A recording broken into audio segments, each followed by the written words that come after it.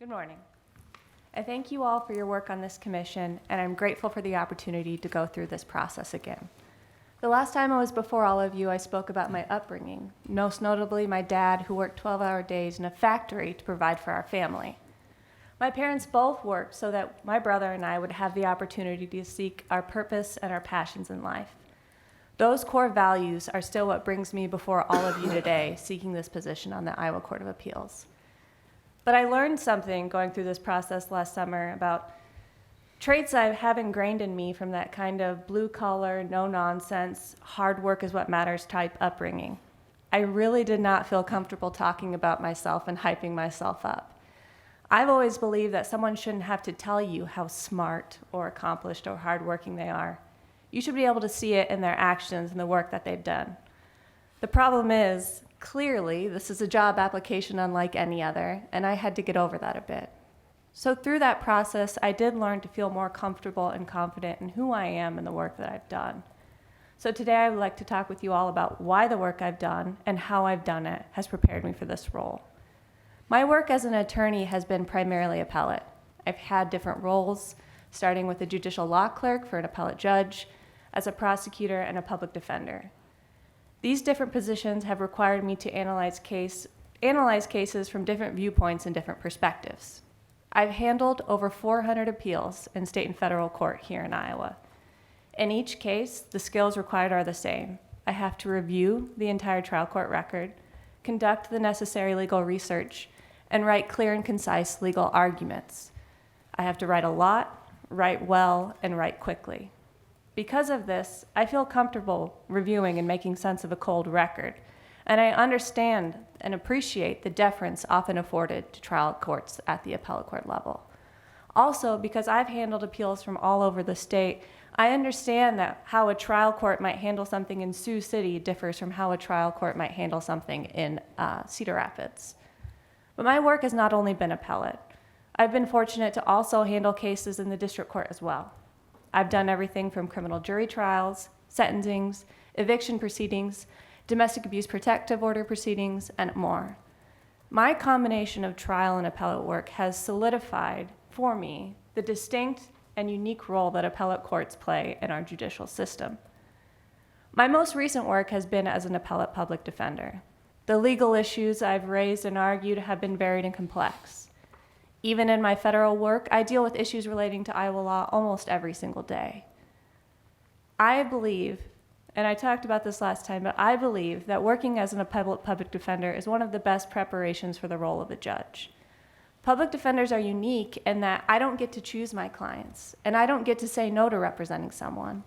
The Constitution and the rules of ethics demand that I represent anyone who qualifies for our office's representation. I make my arguments based off of whether they have a sound legal basis and are supported by the facts and would benefit my client, nothing more. My personal views are completely irrelevant, and I believe to my core the same should be said for judges on our court. On our current appellate court, we have a lot of former district court judges, former prosecutors, former private practice attorneys. But what we're missing is a public defender with direct client experience. This is a much needed perspective on this court, as the highest percentage of cases the Court of Appeals hears is criminal cases. I would bring that perspective and make our court all around more well-rounded. Because of this direct client experience that I have, I understand that appeals are not an academic exercise. I've been the person who has had to explain the appeal process in general to someone who has no experience with it, and explain the consequences of an appellate decision, good or bad, from my time as a prosecutor to the victim of an offense, and from my time as a public defender, my client who's often sitting in a county jail or federal prison. How I've done the work has also prepared me for this role. What I've learned is when you focus on putting out the best possible work product, there's less room for ego. It's not about the individual, even in what can sometimes feel like the very isolating work of appeals. Treating what I do as a collaboration with the trial attorneys, other appellate attorneys, and support staff has only increased the quality of my work product. I think this type of mindset is critical to anyone who joins the Court of Appeals, most notably because appellate judges don't decide cases alone. And the more cohesive the decision, the better it is for the trial court judges and the attorneys who are trying to make sense of that decision and apply it to their own case. But I also know that being successful as an attorney and then as a judge is not just about putting out the best work product. From my time when I was in high school working as a waitress, I understand what it's like when someone who thinks they're in a higher station than you or better than you tries to make you feel small. And I would aim to never be that kind of judge, either on or off the bench. I know from my own experience as an attorney and from talking with my clients that, of course, the decision itself is incredibly important, but how a judge treats, writes, and talks about the parties, the arguments in the case is also crucial to making someone feel like they've had their day in court. So overall, I'm here because I love the work. The work is what drives me. Appellate work is what I love and I've dedicated my career to. And I'm very excited about the opportunity to contribute to the great work on the Court of Appeals. So thank you again for your time, and I'd like to turn over the remainder of my time for questions. Thank you. We'll start with Commissioner Chase. Thank you, Ms. Quick, for your application. Appreciate it. It sounds like you're not afraid of hard work. How has your experience as an attorney prepared you to handle the volume of cases that a Court of Appeals judge is required to write each year? I don't know if I said it like this in my application, but there have been no training wheels in my career, and that's what I wanted. I wanted to hit the ground running. I didn't want to start as an attorney where I'm third chairing depositions. When I started at the Attorney General's office after my clerkship, within a month I had an argument in front of the Iowa Supreme Court. And both at the Attorney General's office as a prosecutor, and especially now in my work as a public defender, the caseload has only increased. And that's all I've known, and that's what I'm used to. Thank you. Yep. Commissioner Boyer. Thank you for your application, Ms. Quick. No further questions at this time. Commissioner Marquardt. Thank you for your application. In your application, you talk about making sure that you help safeguard your clients' constitutional and statutory rights. Can you tell the commission more about what that means to you to safeguard those rights of your clients? I think that is probably clearly the most important thing I do. And there's value in that even if you're not winning a case or getting the big win at trial or getting the winning argument at sentencing. Really, the core of what public defenders do is ensuring that an individual's constitutional rights are protected. And that at its core means someone is simply just advocating for them. I know the biggest satisfaction I get out of my career is the clients I have who say, I've never had someone I felt like was on my side. And even if it didn't work out the way we wanted, someone who was looking to make sure that things were done properly and was advocating on my behalf, it makes a big difference, and it's a critical part of making sure our judicial system is fair. Commissioner DeFord. Thank you, Ms. Quick. You mentioned, you believe in letting your work speak for itself, and no doubt you have an impressive body of work. As you look back on your career thus far, what is a work, maybe product or work performance or experience you've had that you look back and take the most pride in? The case or the issue I take the most pride in was the longest, most grinding case I had. In my work as a public defender, there was an issue and an argument that I argued. It dealt with whether a prior state conviction could be used to increase an individual's federal sentence. And I lost initially, and there was a split in the courts. The court I was in front of disagreed with my argument, and another court in another part of the country agreed with my argument. And so it was a matter of saying, we need to keep preserving this, we need to keep trying to pursue this argument because there's a split among the courts, and maybe the Supreme Court eventually will address it, and then it could benefit my clients. And so I had that issue where I raised it, and I had it up at the Supreme Court, and eventually a case that came down from a state court that was determinative addressed the issue in our favor, and we were able to win, and the outcome was positive for my client, who had a case up at the U.S. Supreme Court that they kicked back and eventually was ruled on in our favor. So it was I think, several years of losing, but it ended up working out, and just an example of persistence and moving forward even if you lose at first. Thank you. Commissioner Parrish. Ms. Quick, thank you so much for your application. I have a couple of questions, well, just one question, but I'll double it up. Serving on the CJA panel, I know you generally have the most difficult clientele that any lawyer could have, but you also have a very diverse clientele. Can you explain to us as commissioners what you've learned from that process and what you can bring to the Court of Appeals from the difficult clientele that you have and the diverse clientele that you have? I think it's taught me a whole lot of patience and understanding that people come from all different backgrounds. And quite frankly, the biggest issue with me is building that trust. And I've learned that there is importance in building that trust. Even in my work, which is probably more academic in some ways than trial work, it's still not going to be worth it if your client doesn't trust you and doesn't feel like that you can advocate well and you're on their side. So it varies from client to client, but really developing that trust, listening to them, being patient and understanding. But the biggest thing is part of that, having difficult clients, having clients with varied backgrounds.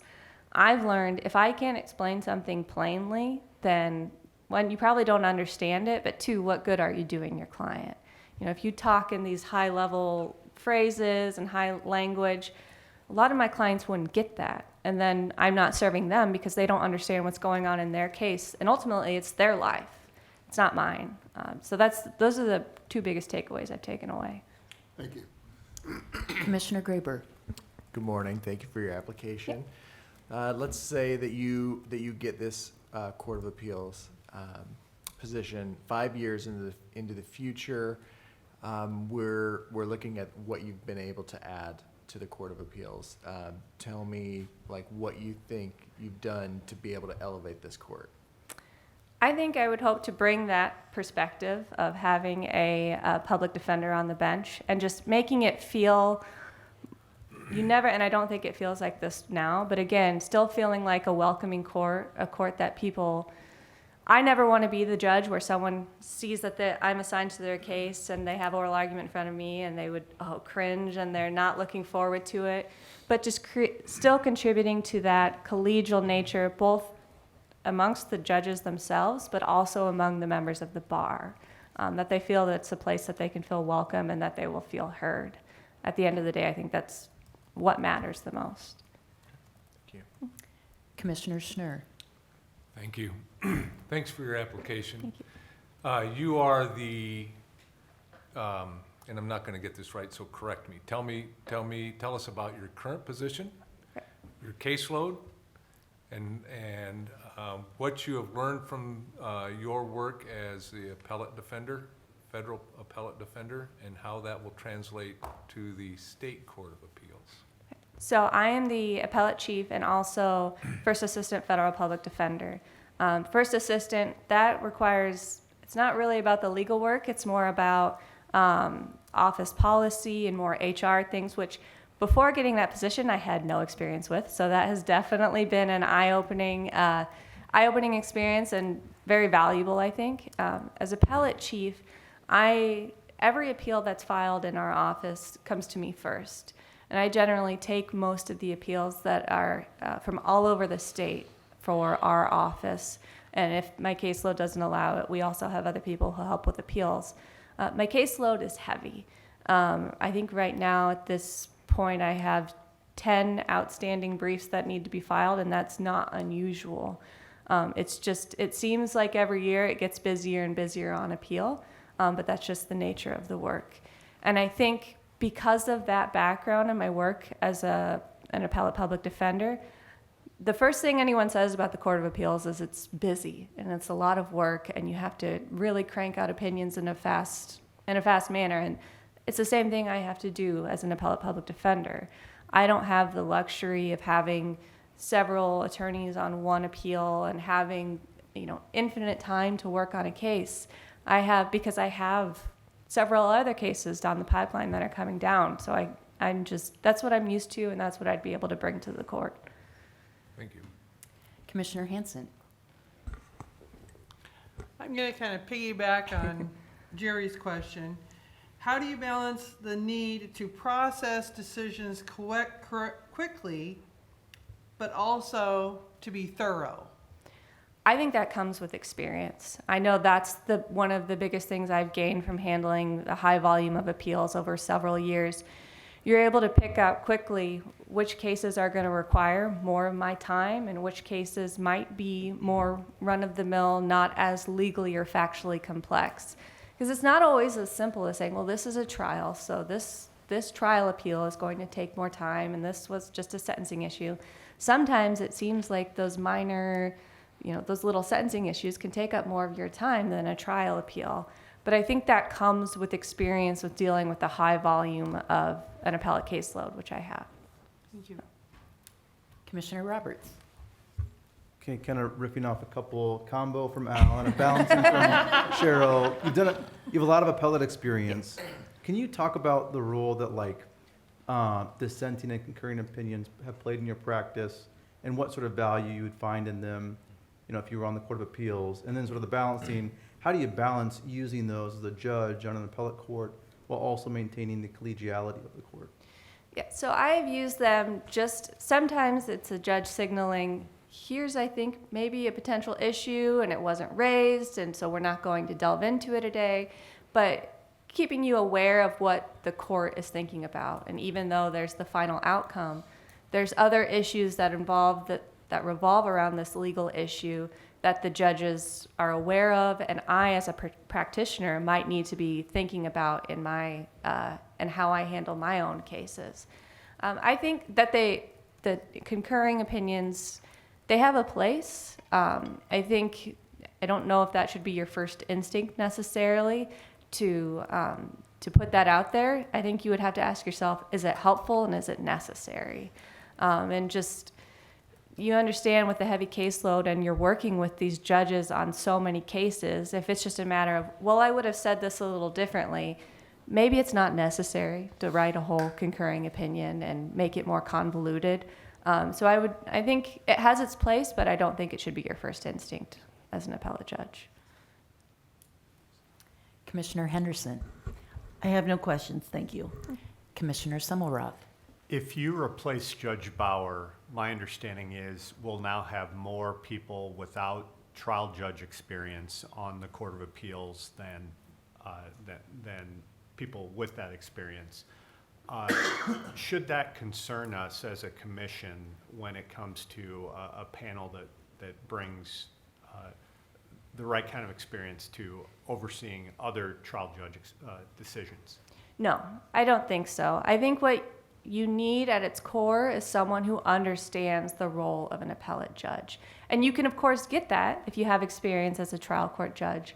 But because I've handled so many appeals, I know that when you're reviewing a district court judge, as I tell my clients, well, it's not enough to say I don't like how this judge ruled. Why does it matter?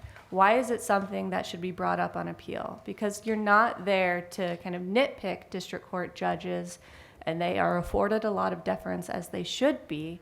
And I think you just want someone who understands, based off of their background, the limited role of the appellate judge and what they're doing compared to what is being done at the trial court. And there's several ways to get that, and I think I've been able to get that from my career and my experiences. So, thank you. Commissioner Hartkoff. No questions. Commissioner Spies. Okay, I couldn't wait. I make no secret of being a big fan of you because I'm familiar with your work, familiar with your career. Thank you. You're a legend in your own time. You had a unique experience of working for Judge Malloy, and so you've seen appellate judges at work in the belly of the beast. Could you tell us a little bit about how your experience with Judge Malloy gives you a leg up in a case like this? I think so, and I think because of the way he treated cases and he treated the parties, I think that I would hope to be that kind of judge, just because I think it'd be easy to come in and say, well, why aren't they doing this? Why aren't they doing that?